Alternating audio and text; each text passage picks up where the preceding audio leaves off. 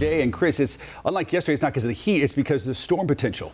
And today is still going to feel hot, like 100 degrees, but compared to a high of 98 to 92, 93, it's not as big of a difference and not as big of an impact. Now, you're still going to feel hot, but yeah, no, we're definitely transitioning over to more of a flood impact, heavy rain, and also a chance for some severe thunderstorms. We have a prime atmosphere for some of that storm fuel. We actually do have a flood watch for a few of these surrounding counties, and that's mainly for some of our friends further off towards the east. The Albemarle area around Stanley County, Anson, and Richmond County. And if you really correlate to the rain that we've seen since the weekend, and this is where most of some of those flood deaths were originating from, east of Greensboro, excessive amount of rain, up to about 10 inches was estimated here, but that did impact also some of our eastern counties. So the ones that saw some of the heaviest rain over the last 3 days, such as Stanley, Anson, and Richmond County, currently under that flood watch. Now, if we're starting to see more excessive rain here a little bit close to the Charlotte area, we're going to add and extend that flood watch for more of our area, because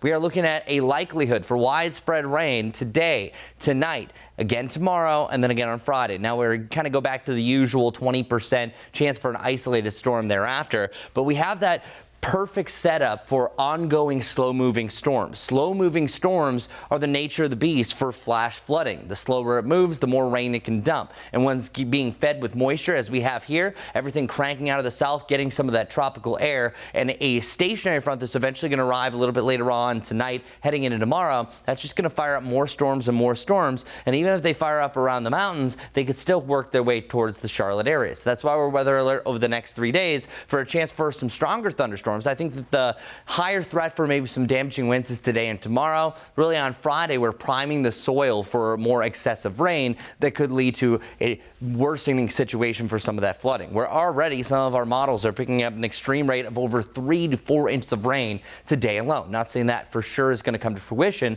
but some of these slow moving storms easily could dump that during a short period of time. And then we'll see more of that rain start to surge across the area that realistically through Thursday night, we could have anywhere from 1 to 4+ inches of rain, depending where you are. And of course, if one storm moves in after another, that's really where we have a cause of concern. So let's get right to our future cast. I think this is going to be an after 2 deal for most of us, but the first signs of storms will be in the mountains right around noon. Noon to 2 is where we start to see them start to build. And then we even could have an isolated storm right here between about 2 and 4, but we're seeing most of the action happening after about 4 o'clock. Now, once you get to the early evening, that's where things are starting to become widespread. Still a chance for some damaging winds associated with this, but these rain rates are going to be excessive. That's why some of those values were up to 3 inches of rain alone, and we could see rain of the heavier nature stick around an area for 2 hours. So that could lead to some flash flooding. So some flash flood warnings not out of the realm of possibility for today. Our 7-day forecast showing weather alert days over the next 3. After that, business as usual. High temperatures in the lower to the mid-90s for the weekend with a chance for an isolated storm late day.